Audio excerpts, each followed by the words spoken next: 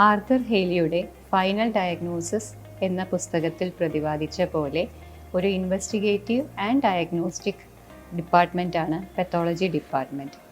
ഇവിടുത്തെ സേവനങ്ങളെ ലളിതമായി പറയുകയാണെങ്കിൽ 3ആയി തരംതിരിക്കാം. അതായത് ഹെമറ്റോളജി, സൈറ്റോളജി ആൻഡ് ഹിസ്റ്റോപെത്തോളജി. രോഗനിർണയത്തിൽ പെത്തോളജി ഡിപ്പാർട്ട്മെൻറ്റിന് ഗണ്യമായൊരു പങ്കുണ്ട്.